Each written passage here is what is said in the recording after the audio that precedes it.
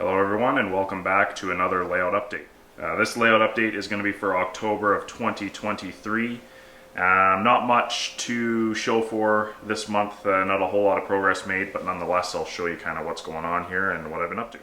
So at a quick glance, you'll notice that there really hasn't been much progress made. However, what I've been doing over the last couple months, besides working out in the yard in the nice weather and starting my new job, is I've been documenting my whole collection and inputting it into an Excel spreadsheet just to kind of know what I have, keeping track of all the models that I own, and then on top of that, taking photographs of each model. So that's been keeping me busy. I almost have documented my entire collection, and happy to finally get that out of the way. Next, over on the upper level branch line, you'll see that I have completed some of the sub-scenery here finally. Not anything too exciting, just some rolling hills with a little bit of a rock cut right in here. And that's kind of going to be the most extreme scenery on this branch line.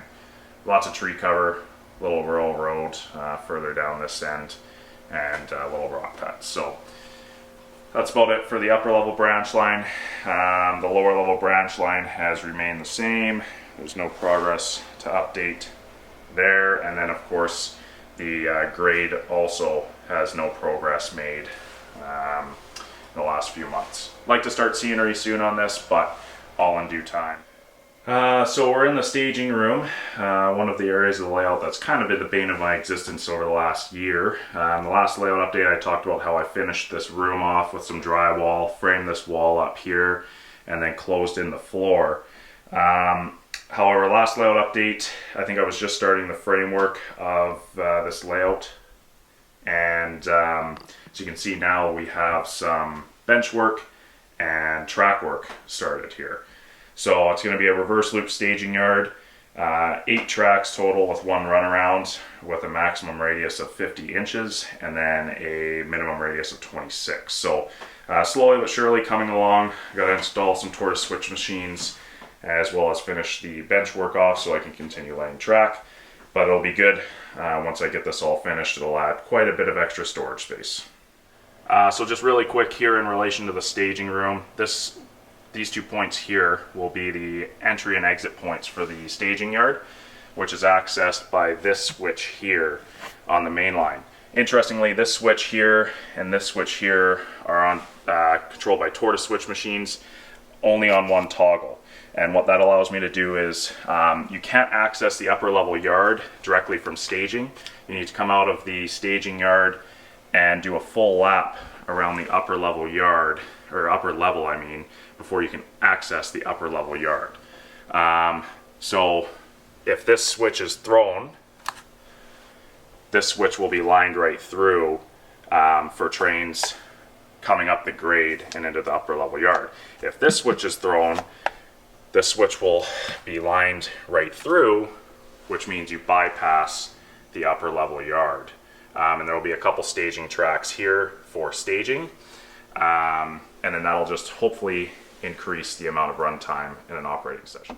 So we have 2 new projects that I've recently completed on the layout here.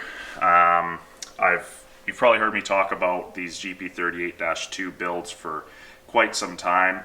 I finally got them all completed. I did a total of 4, 3 using Atlas shells, and then the last one here, which is the 4703, I used an Atlas, an Athearn Genesis undecorated kit. Overall, these units turned out pretty good. They were my first kick at the can for complete scratch building, essentially. Knowing what I know now, I probably would have preferred to go Athearn Genesis undecorated kits because they're just a lot easier to assemble and build and put back together, essentially. But nonetheless, the Atlas units worked out quite well. This 7524 is a yard unit. A couple cool features that I included on this one are the temporary ditch lights or magnet ditch lights, because these units didn't come equipped with ditch lights, and then also belt pack controlled equipment on the top with the antennas, as well as the strobes in the rear. So these are both equipped with LEDs and ESU lock sound, as well as scale sound system speakers. So very happy with how these turned out, and I look forward to some future builds, knowing or using kind of the knowledge that I've built through the course of building these units. So I got a few more things to show you guys as to kind of the new products that I've purchased over the last couple months. However, I will film those outside of the layout room. So we're just at the workbench here taking a look at a few models that I've acquired over the last few months, starting off with Aurora Miniatures 6276 Plate F boxcars. I don't really have a whole lot to say about these cars other than the fact that they are absolutely awesome. They run really well so far, and the detail is quite top-notch. Probably some of the nicest boxcars that I've owned. So I've only picked up 2 of these so far. The first one in AOK Reporting Works and the second one in IC. I do plan to get a couple more of these just to kind of widen the variety of boxcars that I own. And then also just these models are getting a little bit more difficult to pass up on just after seeing what I've seen with how well detailed these models are. So they have a couple different paint scheme varieties, lots of different numbers, and I think they have some more boxcars on the go, different styles. So I'll be making some purchases on those in the near future. So next up here I have 2 Bowser SD30 Ecos. These are by no means a recent release. They've been out for a number of months now, but quite frankly I just haven't got a chance to get them out of the box and running on my layout yet. I was fortunate enough to run them at a Fremo event just the other weekend, and as always with the Bowser products, they're great runners. They run smooth right out of the box. You can see that I've already got my units weathered, courtesy of Rob Arsenal at Weather My Trains. And I mean, aside from Bowser doing a wonderful job on these units, Rob also made them look top notch with the weathering job that he did. I got these weathered for coal service. I saw both of these in a video and pictures of both of these units, along with many others, when they were rotating through regular coal service during their testing periods in 2015 and 2016. So I got my locomotives weathered to reflect that, so quite grimy, lots of coal dust, and then overall, like, the detail on these from Bowser is just fantastic, along with their whole SD40-2 line and everything. Has a lit cab interior and ESU loc sound, so pretty much the standard from Bowser. Wouldn't really expect anything else. So you've probably seen a couple shorts of these on my YouTube that I've posted recently. That was just at the Fremo event, and couldn't be happier with these locomotives. So a few more pieces of rolling stock that I picked up here, starting with these 3 Caslo kits. These are recent releases from Caslo. They've switched to 3D printing and etched metal, so the kits are coming out a lot more detailed.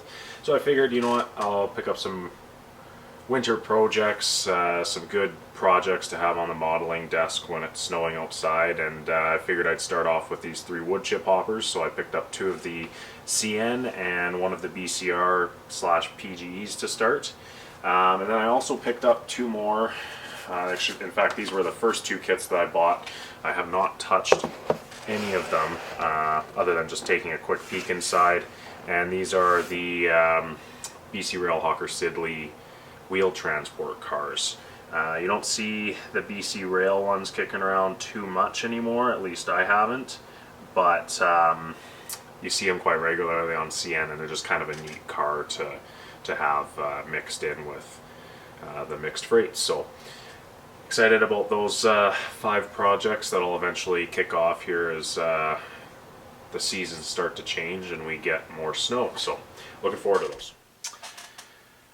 So 3 more locomotive purchases, arguably one of the more highly anticipated models that have come out onto the market recently, and these will be from Scale Trains.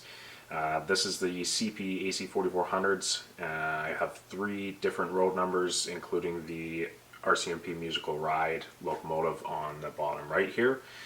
Yeah, I don't have many things to say other than Scale Trains blew these out of the water. The Canadian prototype AC4400s were a model that really lacked in the model railroad market.